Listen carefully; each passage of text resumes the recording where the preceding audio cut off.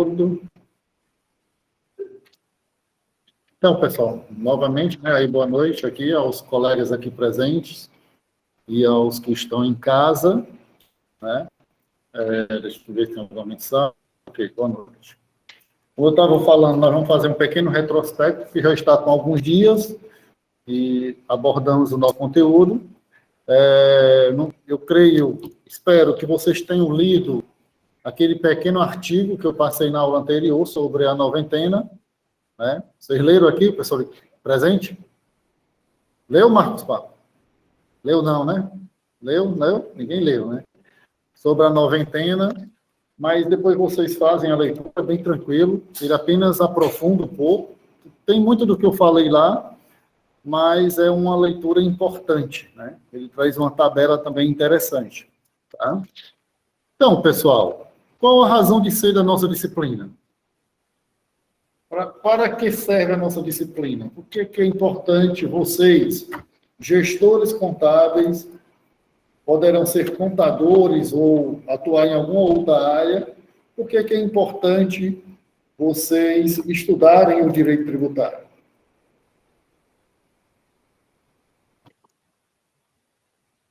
Ah, como é? O pessoal aqui de casa está dizendo, pergunta ao pessoal que está aí, presencial. Não é não, pessoal de casa? Pode perguntar, professor Elis aí, que ele sabe. Mas diga aí, Alisson, por que é importante a gente estudar o direito tributário de forma efetiva, não só uma questão conceitual, entende? Mas de forma efetiva, você, gestor contábil, por que é importante a gente estudar direito tributário? Claro que vocês acabam tendo contato, só aceitar a Alana aqui. Bem-vinda, Alana, boa noite. Vocês acabam tendo contato com conceitos que vocês já viram em outras disciplinas, isso aí lógico, mas ele tem um acréscimo a mais na nossa disciplina. O que você acha, Alisson? É o que a gente vai usar, né? Em praticamente todas as situações daqui para frente. É o direito em si e como usá-lo de forma adequada. Muito bem, o Alisson falou, utilizou a palavra, né? Através do conhecimento que vocês estão tendo, né, o contato, mas tendo esse suporte, esse aporte maior, essa questão processual, procedimento.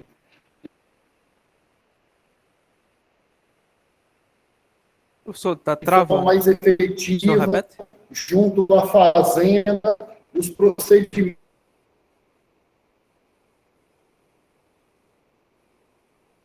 junto à fazenda. Professor? Como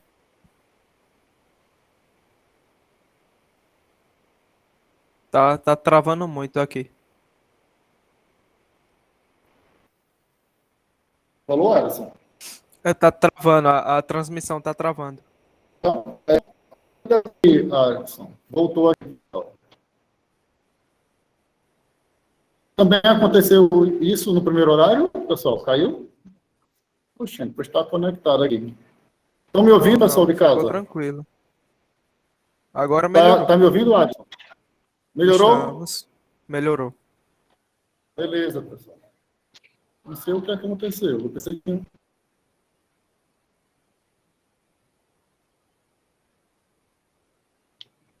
Mas está aqui no cabo. Agora travou, foi tudo.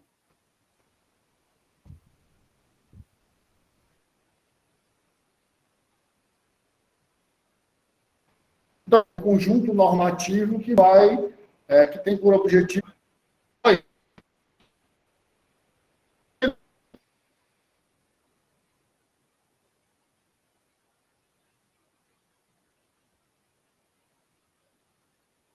Está conectado, deixa eu... Só ver aqui, só um minutinho, pessoal, com o delay aqui.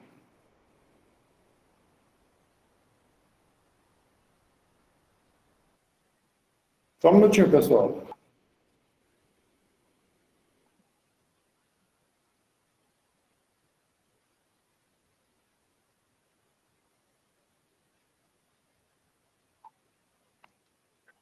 Pessoal, vocês estão me ouvindo agora? Agora estamos. Pronto, agora tá boa. Está vindo uma pessoa aqui, só para olhar aqui a conexão, pessoal. Então, como eu dizia para vocês, né? Ela é uma disciplina autônoma, né? Que tem, evidentemente, ela é um conjunto de normas que vai buscar a instituição de um tributo, a fiscalização e a arrecadação desse tributo, propriamente dito.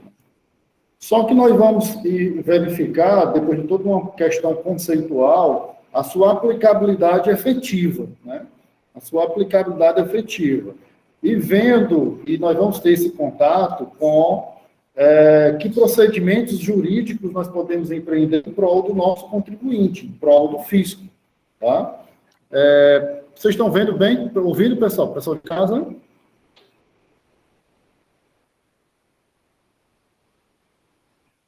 Ainda não tá transmitindo aqui. Não tá? Ou é a câmera do senhor? Aqui tá só a câmera do senhor. Não, isso, ainda vou transmitir aqui, ainda vou mostrar aqui. É só para Certo. saber se vocês estão me ouvindo. Estamos. Beleza, se chegar alguém do DTI aí, a gente... Então, pessoal, fazendo um retrospecto, antes da que a gente chegue nas limitações do poder tributar, né, nós vimos, logicamente, estamos vendo toda uma questão conceitual que antecede, certo? Construindo as bases, logicamente, aí vimos toda uma questão voltada para o conceito, para as fontes desse direito, logicamente, né? E nós vimos também, estamos vendo, pelo menos inicialmente, que esse Estado ele não pode ir de forma tão exacerbada ao patrimônio do contribuinte. Então, existem as limitações desse poder de tributar. Então, tudo isto antecede, e eu diria que ele possibilita que a gente compreenda esta hipótese de incidência, apenas a existência da possibilidade de se cobrar um tributo no mundo jurídico, mas ele ainda não está em movimento. Por quê? É necessário que haja um vínculo entre o sujeito ativo e o sujeito passivo, e, nesse momento, há uma situação que vai fazer gerar esse vínculo entre o sujeito ativo e o sujeito passivo, que é necessariamente o fato gerador da obrigação tributária. Né? E por aí decorre, a partir daí vai. Né? Aí nós temos a obrigação tributária, mas nós não temos ainda o crédito tributário, tem que ocorrer o lançamento para nós termos o crédito tributário. A constituição definitiva desse crédito tributário decorre necessariamente do lançamento, e esse lançamento eu não chamo de registro, para que a gente não confunda minto, eu não chamo de inscrição, para que a gente não confunda com a inscrição da dívida ativa. Eu digo que se faz apenas um registro nos órgãos, nos sistemas responsáveis da Fazenda. Só um minutinho, pessoal de casa. Estava caindo a conexão aqui. Esse cabo estava caindo, não sei o que foi. Mas agora, pessoal de casa, está me ouvindo bem? Tá dando umas travadinhas quando o senhor mexe no cabo, eu acho. Quando mexe no... Não, estou não. Estou no Wi-Fi? Deixa de conversa.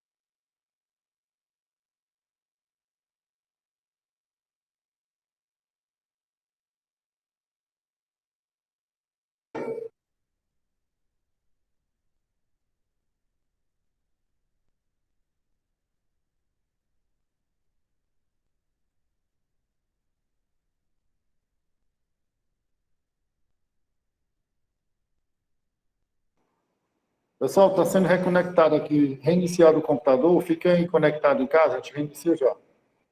Só um minutinho.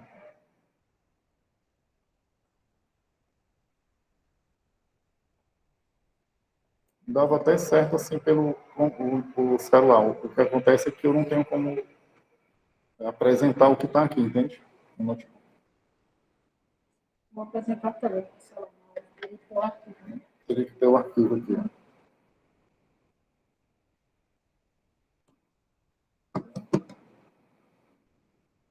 Então, pessoal, enquanto vai reiniciando aqui, nada óbvio que eu fico falando, né?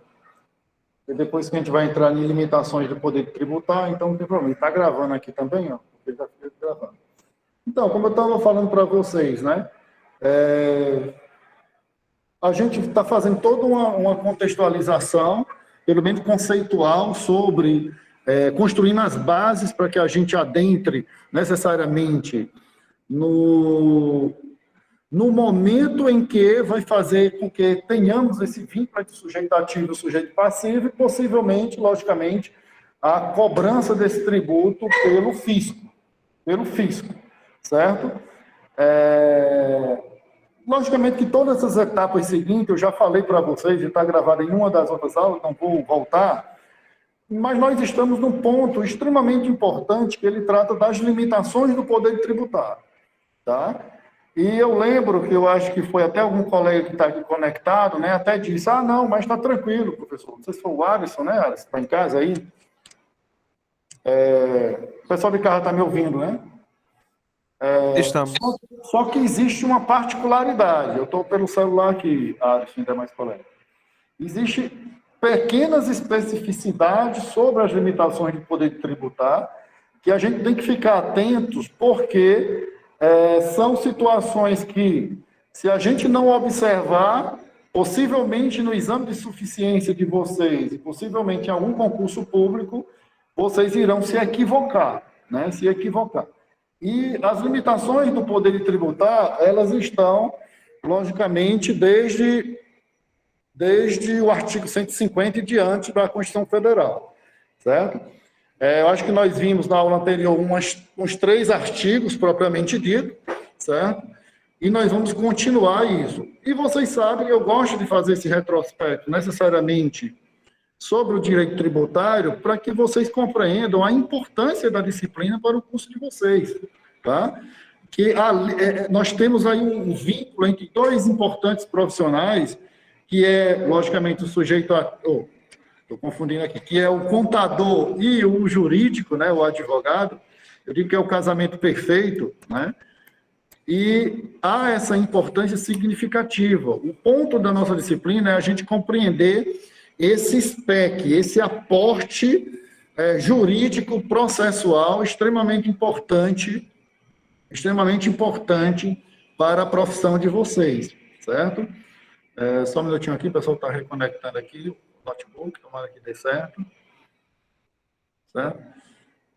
E por isso que a gente iniciou essas limitações do poder de tributar. Primeiramente, no artigo 150, né, quando ele diz que é vedado, é proibido, né, a União, Estado, Distrito Federal e município, né, instituir determinados tributos. E aí ele estabelece, evidentemente, toda uma cadeia de regras sobre essa possibilidade ou não de cobrar tributos da população, né? Foi o que a gente iniciou na aula anterior. Só um minutinho aí, pessoal de casa. Bora ver. E você começa a clicar aqui no...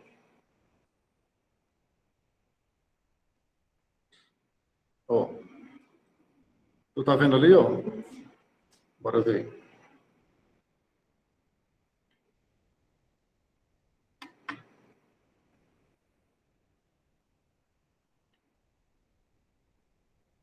Só um minutinho, pessoal de casa. Era para estar conectado já. Tá vendo? É melhor me conectar nesse bloco B e ver se funciona de todo jeito. Vou comunicar, tá com problema.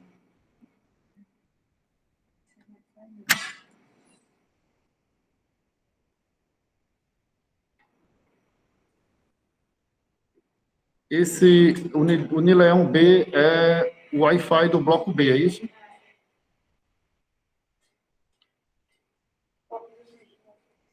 Hã? Vê se eu colocar aí que eu tô com... Só um minutinho, pessoal. Espera, só um minutinho.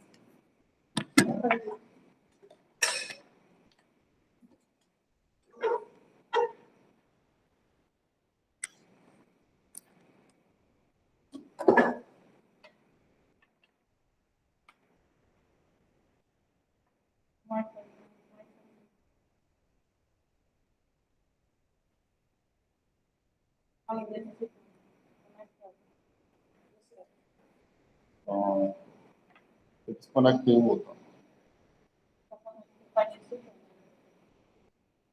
Conectado já? Não, tá identificado.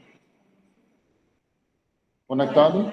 Quando tá na rede, fica esse sinalzinho, tá vendo? Esse computador não tá tudo.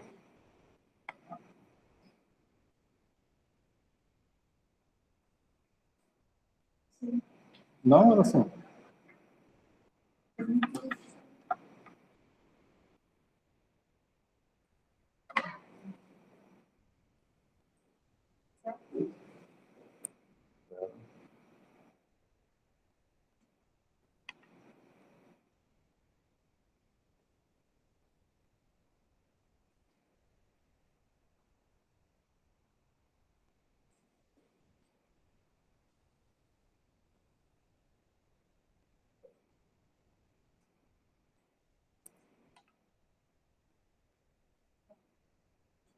A princípio, eu acho que sim.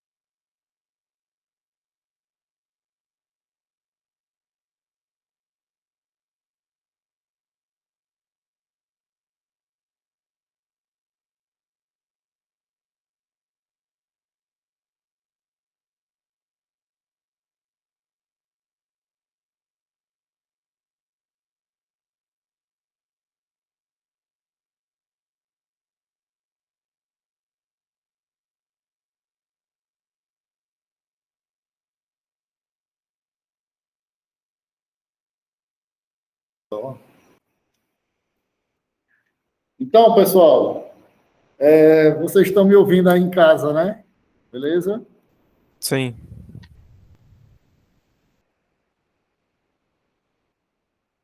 Então, a gente iniciou aí com o artigo 150 da Constituição Federal. A partir do 150, nós temos aí das limitações do poder tributar, onde a gente viu aí, sem prejuízo de outras garantias, é assegurado ao contribuinte e é proibido a União, o Estado, o Distrito Federal e os municípios exigir aumentar tributos sem lei que o estabeleça.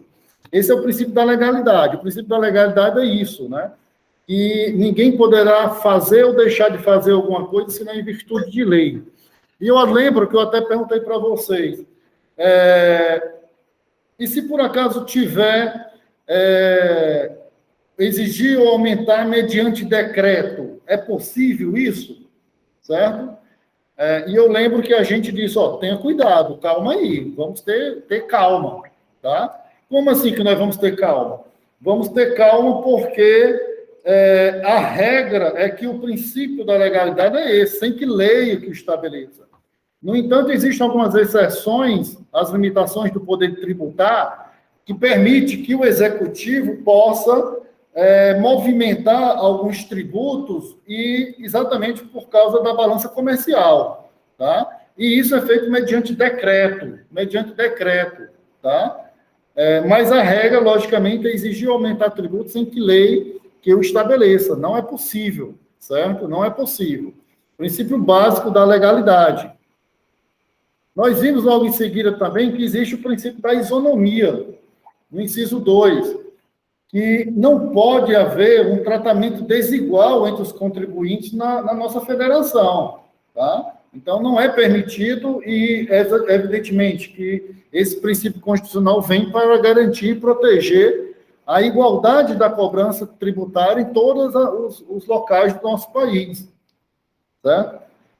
Vimos logo em seguida dois importantes situações e princípios vinculados a um único inciso, que diz, artigo 150, sem prejuízo de outras garantias asseguradas ao contribuinte, é vedado, é proibido à União, o Estado, o Distrito Federal e o município cobrar tributo em relação a fatos geradores ocorridos antes da vigência da lei, que os houver criado ou aumentado. Esse é o princípio da anterioridade e retroatividade tributária.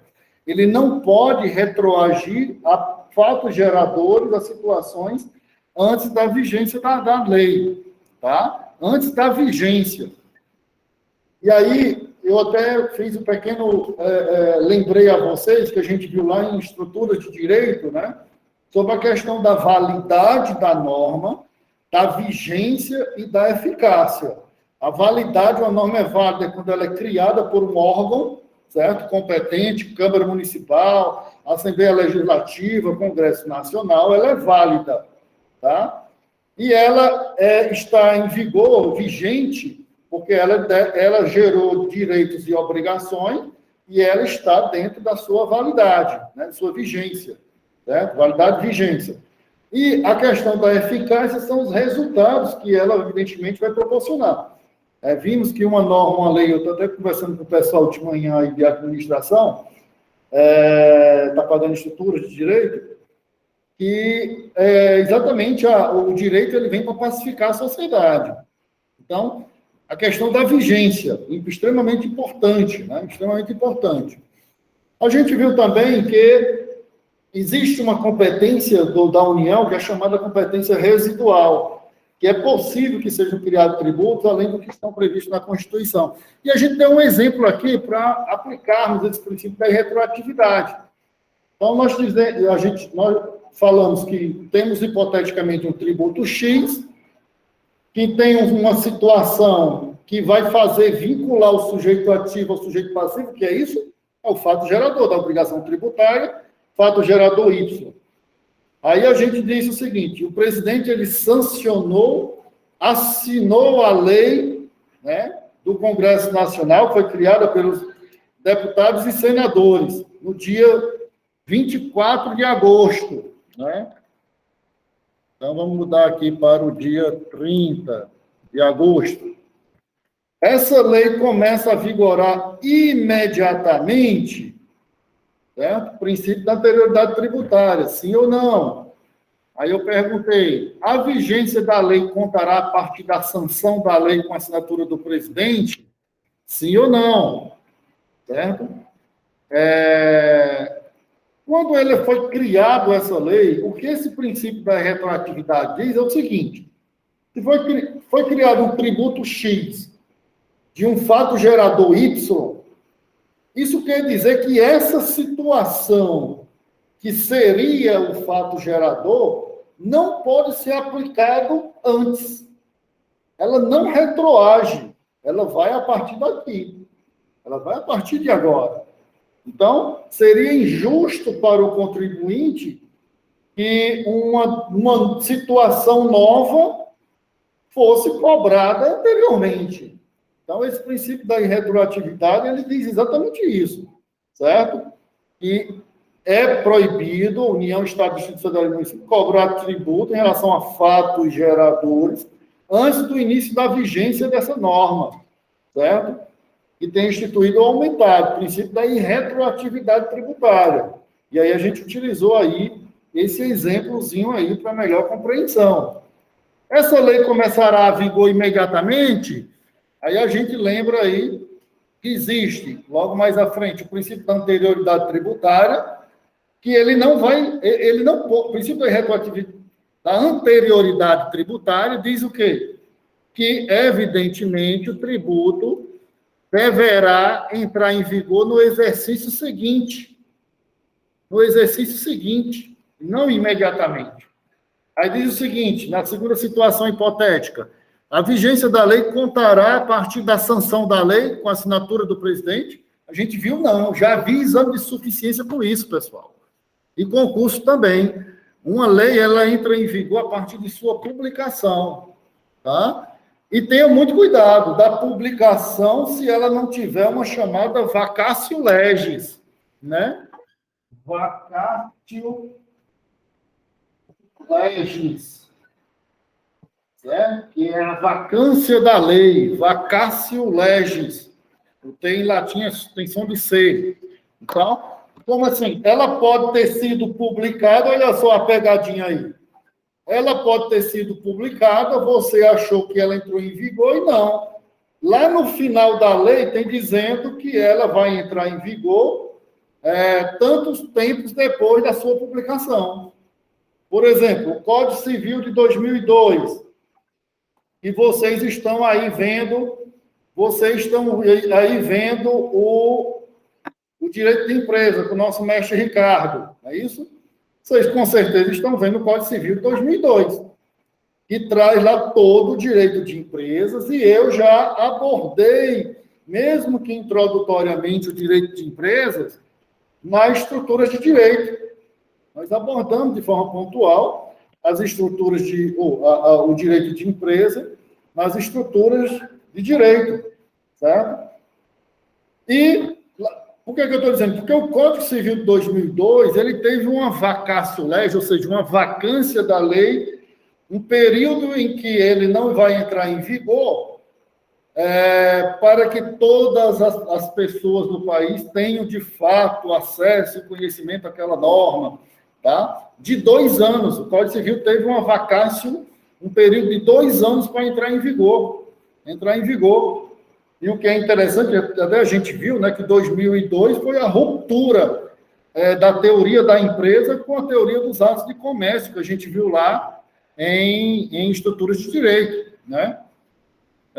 Importantíssimo para vocês, gestores contábeis, porque, logicamente, que trata da constituição de uma empresa e a questão societária, aí, logicamente, vocês vão orientar o melhor tipo de regime tributário e por aí vai. Né? A gente viu isso lá no primeiro semestre. Né? Então, isso tudo, pessoal, como desdobramento deste pequena linha que eu gosto de repetir para ser chato. O artigo 150, sem prejuízo de outras garantias asseguradas ao contribuinte, é vedado, ou seja, é proibido a União, Estado, Distrito Federal e municípios cobrar tributo em relação a fatos geradores ocorridos antes da vigência dessa lei. Este é o princípio da irretroatividade tributária. Ele pode perguntar no exame de suficiência, no concurso, né? E mesmo assim, foi instituído um tributo X, que não existia hipoteticamente, aí você é contador, gestor contábil de algumas empresas, o dono da empresa não é obrigado a saber, ele vai te perguntar. Ele vai te perguntar, e aí, doutor, doutora, e agora? Eu não recolhi isso mês passado. Assim, como assim? Esse tributo aqui, ó, esse novo tributo aqui, como é que a gente faz agora? Você vai recolher, se você recolhe, o que é que você tem aí? Você vai ter que depois entrar com um procedimento que nós vamos ver lá na frente, para reaver esse dinheiro do fisco, se não compensar. Compensação, possível suspensão do crédito tributário, etc, etc, tal. Olha só que coisa interessante. Se você pagou indevidamente o fisco, logicamente que nós sabemos que é difícil o fisco devolver dinheiro, nós sabemos. Mas, se você, empresa, deve, você tem crédito tributário, certo? É aquela situação. É possível, eu acho que eu perguntei isso foi em alguma questão da nossa parcial, né? Sim, mas tá certo. Estou doido mesmo. É possível. Só temos o sujeito ativo, o sujeito passivo sempre será, o contribuinte sempre será sujeito passivo da relação tributária. Verdadeiro ou falso? O sujeito passivo sempre será, o contribuinte sempre será o sujeito passivo da obrigação tributária. Verdadeiro ou falso? O que vocês acham? Pessoal de casa, pessoal daqui. É falso, pessoal. É falso. Né? Isso aí, Isaú, é falso. Por quê? Porque pode ter um momento que ele tem crédito no fisco. Então, ele é credor do fisco. Então, logicamente, que são as exceções. Mas quem já viu que em exame de suficiência ou concurso público vai aparecer um negócio bonitinho assim? Vai aparecer a exceção mesmo, rapaz. Vai aparecer a exceção. Certo? Aí a gente viu aí, deixa eu só clicar aqui para, beleza, falso, exaú. Aí a gente viu aqui o seguinte, que também é proibido, sem prejuízo de outras garantias asseguradas ao contribuinte, é proibido, é vedado à União, aos estados, ao Distrito Federal e aos municípios, leiam no todo para compreender. 3, inciso 3, cobrar tributos. Inciso 3, cobrar tributos. E, no mesmo exercício financeiro em que haja sido publicada a lei que os instituiu ou aumentou. Beleza. Vimos isso, princípio da anterioridade. Exercício financeiro inicia dia 1º, termina dia 31. Criou agora, aumentou, próximo exercício financeiro, aí chega o seu contribuinte, o dono da empresa, no seu escritório de contabilidade, e diz, eita, doutor, olha aqui, ó, o governo estadual aqui, aumentou aqui esse tributo. E aí, agora, como é que a gente faz? A gente já vai recolher, o senhor já vai recolher como contador de minha empresa?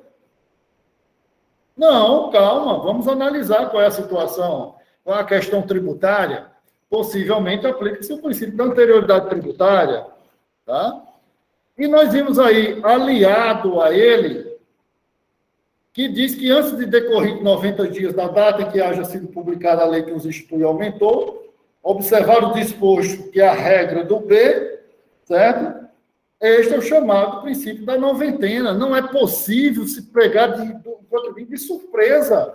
31 de dezembro, aí, dia 1º, já um novo exercício, já começar a cobrar? Não, tem que se respeitar 90 dias para que ocorra essa exação fiscal, né? Mas nós temos que ter cuidado com as exceções, doutor e doutora, cuidado. E eu fiquei exatamente nesse ponto, foi o que a gente abordou na nossa aula anterior, certo?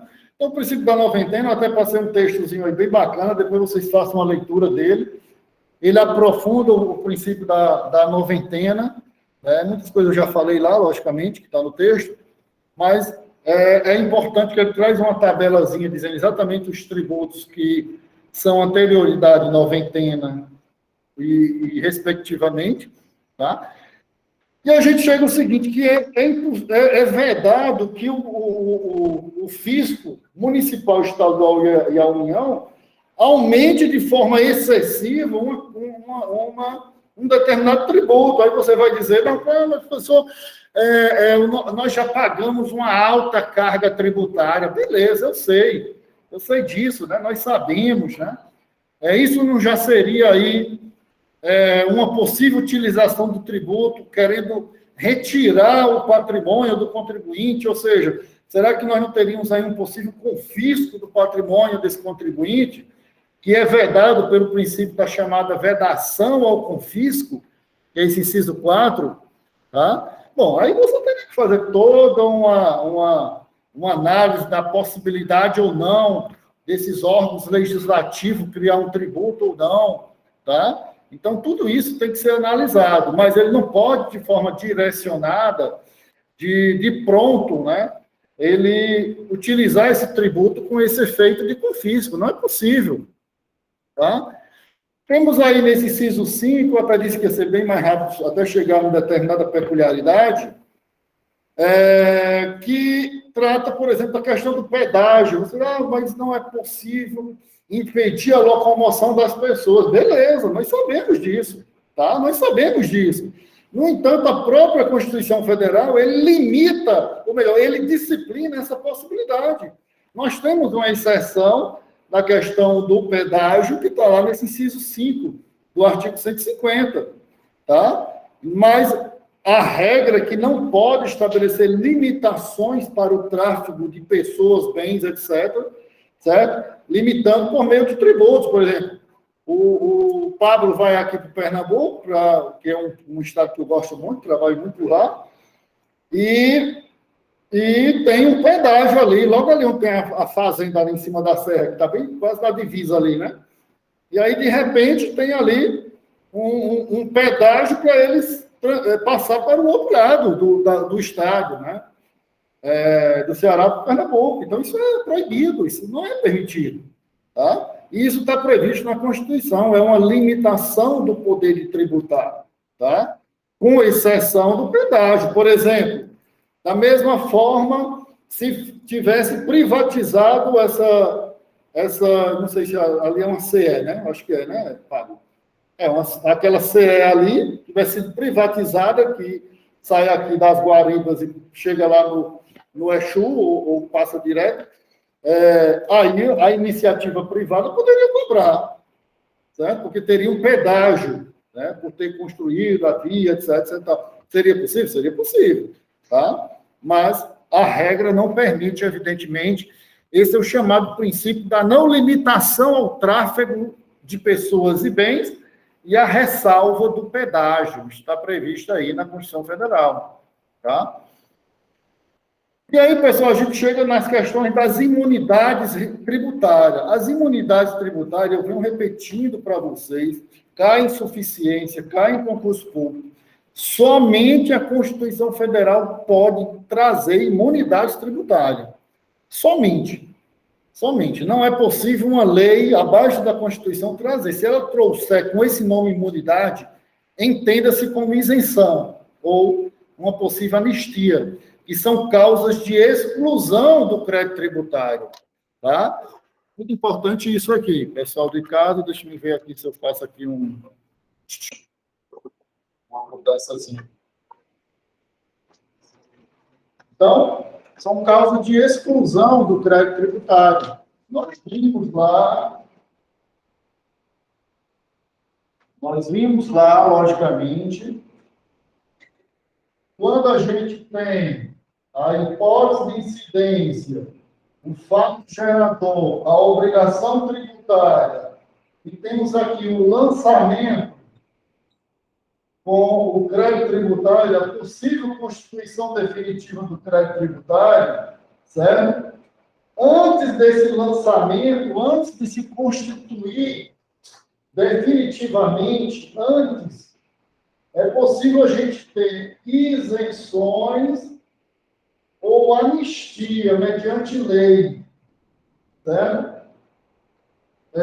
Que vão, evidentemente, são causas de exclusão do crédito tributário. Vai excluir e não vai haver a cobrança do crédito tributário de forma definitiva. Certo? Então, não há nenhum lançamento, são excluídos. Tá? Logicamente que imunidade não entraria, são leis específicas, logicamente, que vão tratar disso sob a questão das isenções, propriamente dita. Tá? Então, ó, artigo 150. Sem prejuízo de outras garantias asseguradas ao contribuinte, é proibida à União, aos Estados, ao Distrito Federal e aos municípios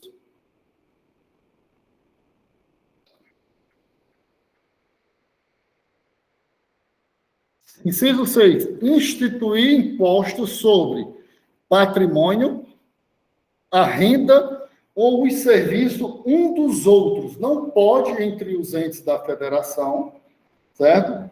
Instituir impostos sobre o patrimônio, sobre a renda ou sobre os serviços desses entes da federação. Isso é o que a Constituição denomina de imunidade recíproca. Imunidade recíproca. É também proibido instituir imposto sobre templos templos de qualquer culto. É a chamada imunidade religiosa, no que pese as contradições sobre os templos religiosos, eles possuem uma imunidade tributária, tá? Então, templos de qualquer culto, eles possuem uma imunidade religiosa, tá?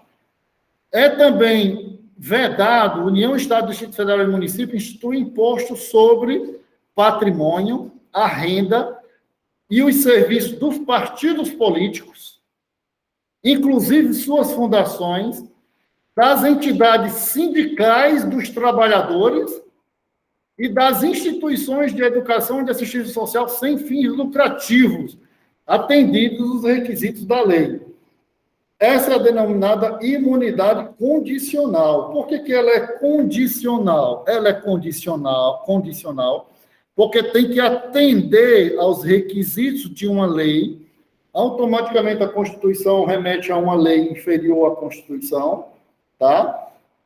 Que vem regular como é que ocorre essa imunidade do patrimônio, da renda ou dos serviços dos partidos políticos, inclusive suas fundações, os sindicatos, certo? E as instituições de educação sem fins lucrativos. Aí você diz assim, mas o que seria patrimônio? Patrimônio é uma imensidão de coisas. E qual seria a renda? Renda é muito abrangente o conceito. E o que seria o serviço? Serviços é muito abrangente o conceito. Então, nós temos aí um leque grande de possível imunidade condicional para os partidos políticos, olha só, né, gente? Ou fundações desses partidos, sindicatos e instituições de educação. E temos também, pessoal, as imunidades que visam proporcionar, evidentemente, o desenvolvimento da cultura, da leitura, tá? Que está aí no inciso D, que também é vedado à União, Estado e Distrito Federal, instituir impostos sobre livros, jornais, periódicos e o papel destinado à sua impressão, é chamada imunidade objetiva. E aí ele traz aí todo um leque também de imunidade objetiva que foi incluída por uma emenda constitucional de 2003, fonograma, videofonograma, e por aí vai, de várias possibilidades, isso evidentemente voltada para incrementar, desenvolver, proporcionar cultura, e por aí vai, imunidade objetiva. Nós já sabemos, evidentemente, emenda constitucional, vocês sabem, logicamente, a Constituição ela só pode ser alterada mediante emenda constitucional, certo? É o chamado poder derivado, o poder originário do povo é o único que pode, inclusive, criar uma nova Constituição, tá? Mas o Congresso Nacional tem um poder derivado, que se chama, que poderá criar emendas a essa Constituição, exceto emendas que visem abolir as chamadas cláusulas de pedra, ou cláusulas pétreas, está lá no artigo 5º da Constituição Federal. E aí, pessoal, a gente chega aqui, o seguinte, artigo 1º. Prestem atenção, pessoal. Parágrafo 1º. A gente viu os artigos, vamos para o parágrafo 1º. A vedação do inciso 3b não se aplica aos impostos previstos nos artigos 153.1, 2, 4 e 5 e 154.2, parágrafo 1º. A vedação do inciso 3b não se aplica aos tributos previstos no artigo 148.1, 153.1, 2, 4 e 5, 154.2, e a vedação do inciso 3c não se aplica aos tributos previstos no artigo 148.1, 153.1, 2, 3 e 5 e 154.2. Nem a fixação da base de cálculo dos impostos previstos nos artigos 155.3 e 156.1. Beleza?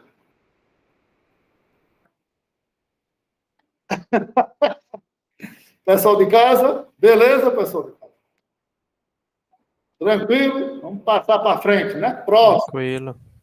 A cara dela ali. Como é que o nome mesmo é? Vitória. Vitória. Pessoal de casa aí, belezinha? A vedação do inciso 2 e 3b não se aplica. Pessoal, a gente chegou numa... Quem foi que falou aqui? Poxa, a Alana disse que tá ok, ó. Alana. E tu acha que logo eu vai estar ok?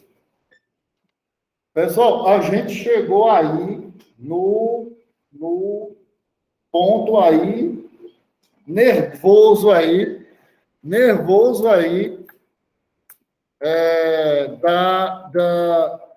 das limitações do poder tributário. Aí eu vou dizer para vocês com toda sinceridade, quando forem ler uma norma, se ela disser que você vá para tal lugar, vá atrás desse lugar para saber o que está dizendo. Porque se você não for, você vai errar. Certo? Olhe só o que é que diz esse parágrafo 1º, pessoal.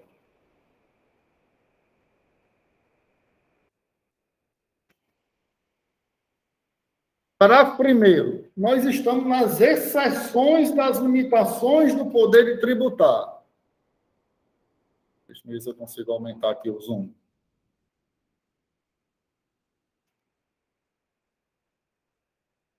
Parágrafo 1º. A vedação do inciso 3b. O que é que diz o inciso 3b? O inciso 3b, aí vocês vão lembrar, diz o seguinte, que é proibido a União, Estado, Distrito Federal e Município, o caput do artigo 150, inciso 3, cobrar tributo de quem? No mesmo exercício financeiro em que haja sido publicada a lei que os instituiu ou aumentou. Que princípio é esse? Da anterioridade tributária. A vedação do inciso 3. Qual a vedação? A vedação do inciso 3, que é proibido cobrar o tributo no mesmo exercício financeiro, ou seja, criou ou aumentou hoje, só entra em vigor no próximo ano, não se aplica, olha, eu vou ficar arrepiado, então, mas que é? Não se aplica, quem está dizendo é a Constituição, não se aplica. Princípio da anterioridade tributária, olha a importância do negócio. O parágrafo 1º está dizendo que a proibição de instituir ou majorar, aumentar um tributo no mesmo exercício financeiro, ou seja, só entra em vigor no próximo, princípio da anterioridade tributária, não se aplica nos artigos 148.1, inciso 1. E o que cargas d'água diz o artigo 148.1? O 148 diz o seguinte, que a União, mediante lei complementar, poderá instituir empréstimos compulsórios. Para quê? Para atender a despesas extraordinárias decorrentes de calamidade pública ou de guerra externa ou iminente. Ora, teve uma calamidade pública. Aí vem uma questão, um exemplo. Ocorreu uma grande enchente em Juazeiro do Norte e abalou, blá, blá, blá, blá. Aí vem, olha as questões práticas. Ela tá, o prefeito de Juazeiro do Norte achou por bem instituir, junto com a Câmara Municipal, um empréstimo compulsório para a sua população, para cobrança imediata. Essa situação pode, não pode, por quê? Por que sim, por que não, etc. e tal. Olha aí, e agora? Aí você vem, opa, não, princípio da anterioridade, ó a regra. O princípio da anterioridade diz que se foi criado um tributo agora, só entra em vigor no próximo ano, é a regra. Mas nós estamos tratando da exceção.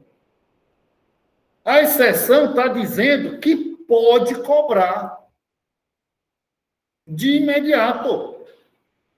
De imediato, não se aplica o princípio da anterioridade nesse caso, que é a questão do exercício financeiro seguinte, doutor e doutora.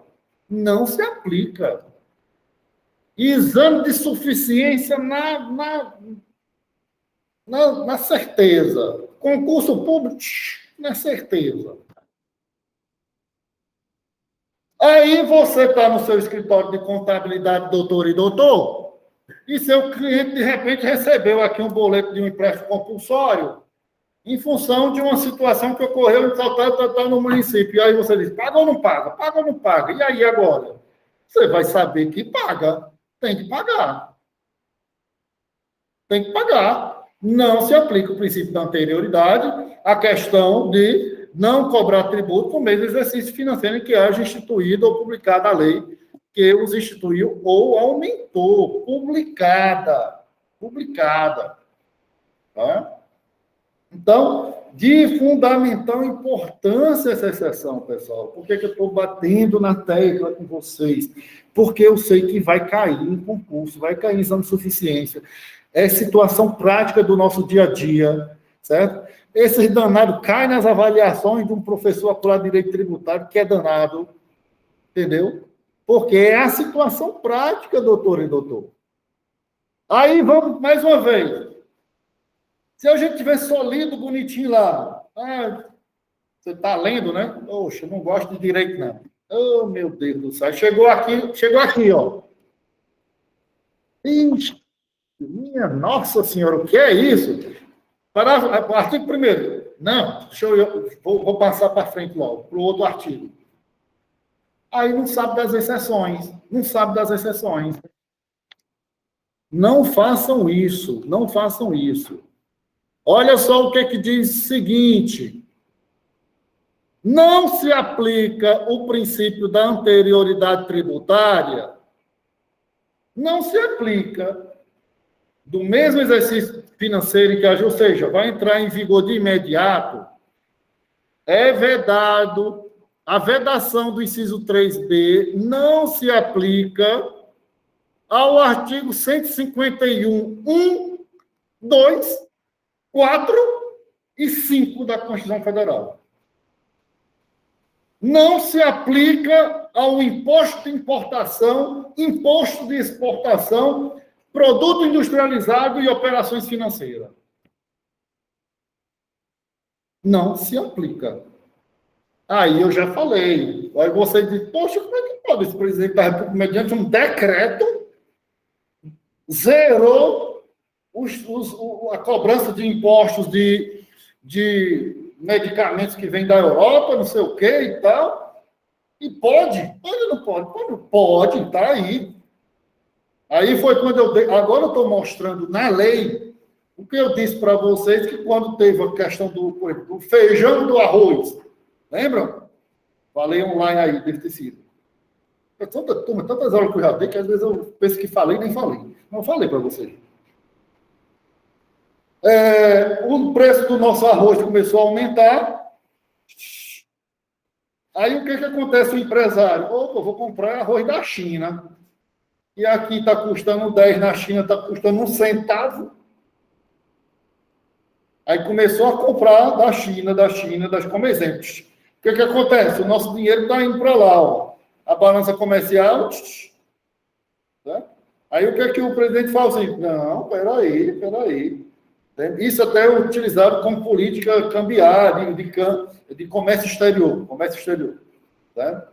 Aí o presidente vai dizer, não, vou aumentar aqui o imposto de importação para não sei quantos mil por cento aí. Aí o pessoal não vai querer mais comprar arroz de fora. Vai começar a comprar o arroz de dentro. Aí a balança...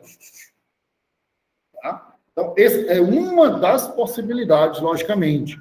Então, pessoal, a proibição do inciso 3B, que é exatamente União, Estado e Distrito Federal cobrar tributo no mesmo exercício financeiro, ou seja, de 1º de janeiro a 31 de dezembro, em que haja sido publicada a lei que os instituiu ou aumentou, e hoje, entre em vigor no próximo ano, essa regra não se aplica aos chamados empréstimo compulsório para guerra ou calamidade pública, para o imposto de importação, imposto de exportação, IPI e IOF, extremamente importante. E diz o seguinte, e o artigo 154.2, 154.2, o que diz o artigo 154.2 da Constituição Federal? Estou bem aqui. A União poderá instituir, na iminência ou no caso de guerra externa, impostos extraordinários, compreendidos ou não na sua competência tributária, os quais serão suprimidos gradativamente, cessadas as causas de sua criação. Então, também não se aplica ao artigo 154.2, certo? O princípio da anterioridade tributária, que diz que, criado um tributo ou aumentado, ele entra em vigor o ano seguinte, o exercício seguinte. Não se aplica isso nesses casos aqui. O artigo 154.2, pessoal, que trata exatamente que a União poderá criar, na iminência de guerra, etc., impostos extraordinários, compreendido ou não em sua competência tributária, temos aí, evidentemente, uma competência residual, certo? Residual, de fundamental importância dentro desse contexto, porque é uma exceção ao princípio da anterioridade tributária. Belezinha? Então, mostrando aí na lei as exceções ao princípio... Eita, eu tomei a vacina hoje, por isso que está doendo aqui o negócio. Desculpe. Sim. Então, essas são as exceções ao princípio da anterioridade tributária, de fundamental importância, certo? Não se aplica, vou repetir, empréstimos compulsórios, que em caso de guerra ou calamidade pública, imposto de importação, imposto de exportação, imposto sobre produto industrializado, imposto sobre operações financeiras, e também não se aplica nos chamados impostos extraordinários, certo? Não compreendidos na sua competência, os quais serão, evidentemente, suprimidos, cessadas as causas de sua criação. Nós temos aí uma competência residual, possibilidade de se criar tributos além daquilo que está previsto. Beleza? Importante. Tá? E a proibição do inciso 3, a linha C.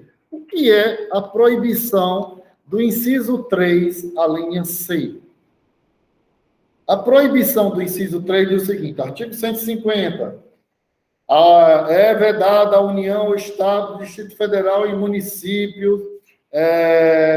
Inciso 3, é proibido cobrar tributos se, antes de decorridos 90 dias da data em que haja lei sido publicada, né?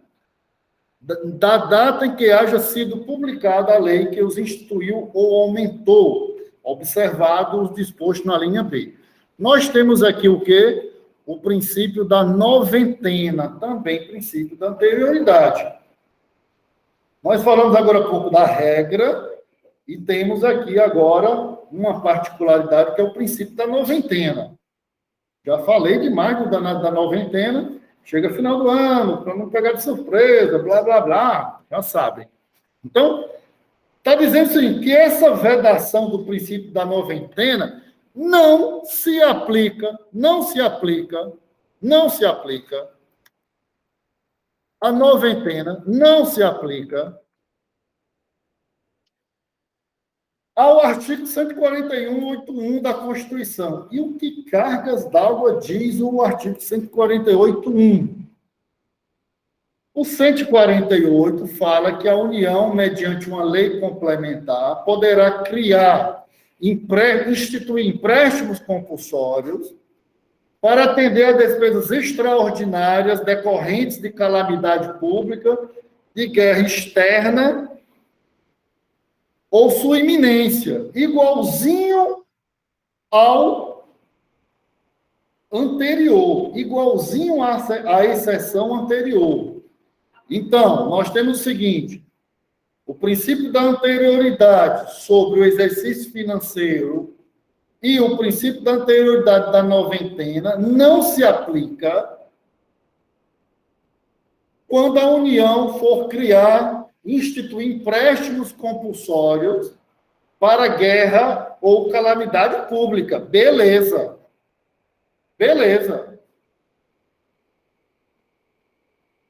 E o princípio da noventena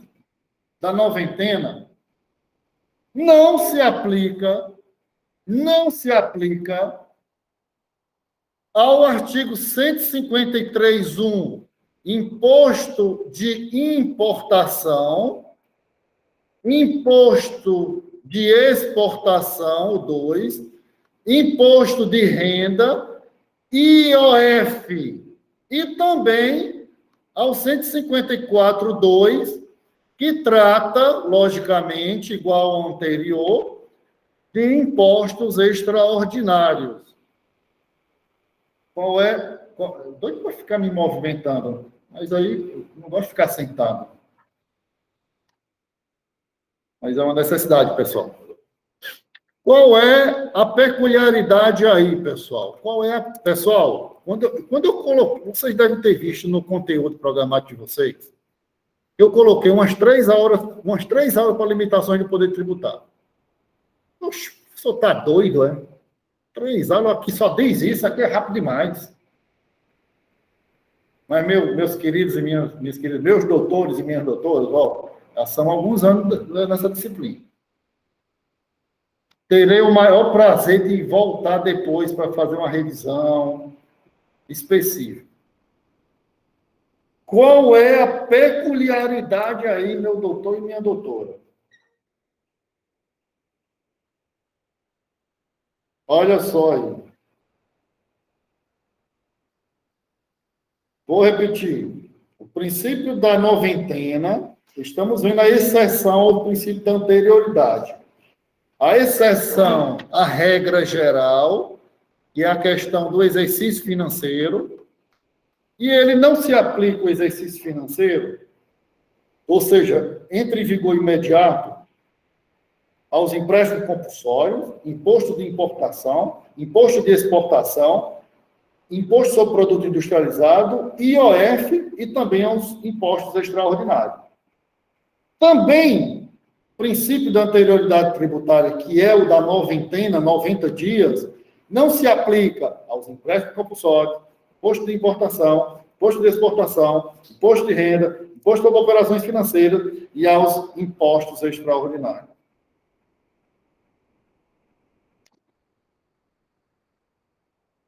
Aí agora vocês vão saber a razão disso de uma coisa.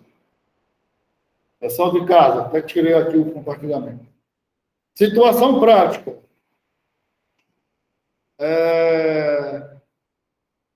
O governo federal, no dia 25 de dezembro, 25 de novembro, dia do meu aniversário, 25 de novembro, aumentou, ou melhor, reduziu, porque aí acabou o limite, né? Ele reduziu para poder pegar mais gente, né? Era uma alíquota, era 10, reduziu para 5, hipoteticamente.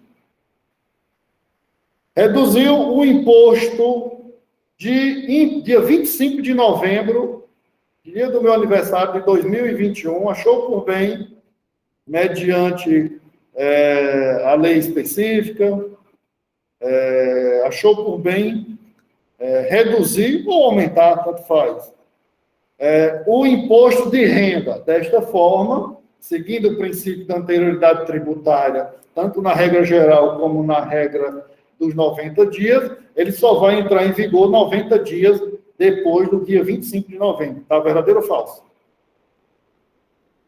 Pessoal de casa? Boa pergunta, né? É mesmo é mesmo que eu estou vendo isso aí, é só que dá em escritório de contabilidade, né?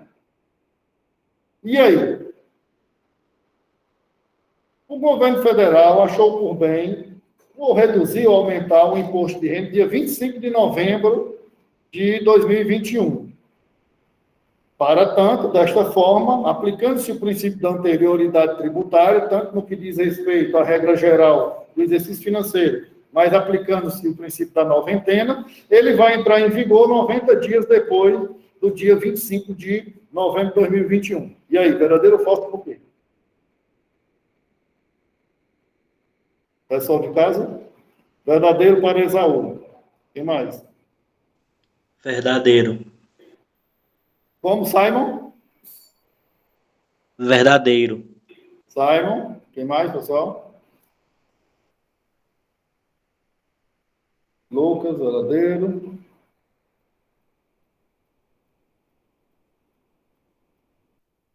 Esaú, eu não entendi o que você falou. Você disse que era verdadeiro. Aí você está querendo dizer por que essa regra não se atribui ao IR. Eu não entendi agora. Porque se caso, como for o governo, se fosse acontecer no mesmo ano. O que mais, gente?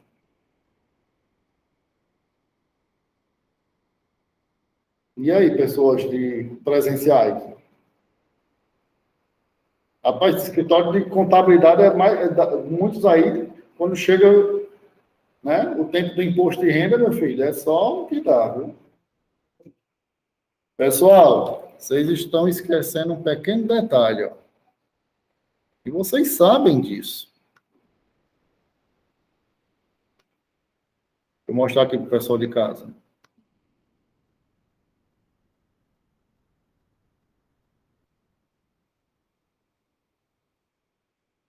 Pessoal, o que é o princípio da noventena? Não é que um tributo deverá entrar em vigor 90 dias depois da sua instituição ou majoração? Não se aplica o princípio da noventena ao imposto de renda, doutor e doutora. Não se aplica. 31 de dezembro aumentou, dia 1º de janeiro vai entrar em vigor. Não se aplica a noventena. Não se aplica a noventena. Princípio de regra constitucional, doutor e doutor. Não se aplica 90 dias. Não se aplica o imposto de importação, exportação, eu disse, empréstimo compulsório, imposto de renda, IOF. A noventena se aplica ao quê? Ao imposto de ao imposto sobre produto industrializado, porque ele não está na exceção, doutor e doutor.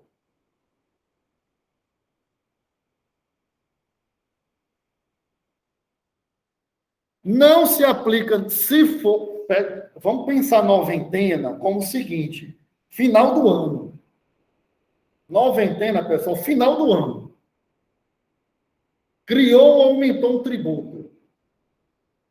Pela regra geral, nós já sabemos, exercício seguinte, E eu já disse as exceções ali. Já disse as exceções ali. Certo? Que não se aplica ali a exceção anteriormente. Por exemplo, na exceção da regra geral do exercício financeiro, não consta, pessoal, o imposto de renda aqui não. Isso quer dizer que o imposto de renda, se foi criado em janeiro, vai entrar em vigor janeiro do ano seguinte. Março, janeiro do ano seguinte. Majorou, aumentou. Beleza. Beleza. Quando chega na exceção da noventena, do princípio da noventena, 90 dias no final do ano, a gente já viu isso, para não pegar o contribuinte de surpresa, doutor e doutor. Não pode pegar o contribuinte de surpresa. No entanto, não se aplica os 90 dias aos empréstimos compulsórios, ao empréstimo compulsório.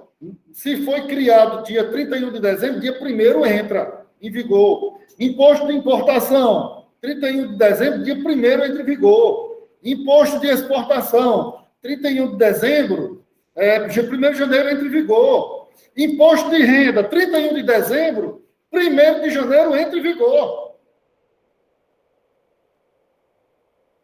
Imposto sobre operações financeiras, 31 de dezembro, 1º de janeiro entra em vigor. Impostos extraordinários, 31 de dezembro, 1º de janeiro entra em vigor. O que é que não está na exceção? Aumentou o imposto sobre produto industrializado dia 31 de dezembro. Entra em vigor dia 1º de janeiro? Não. Não.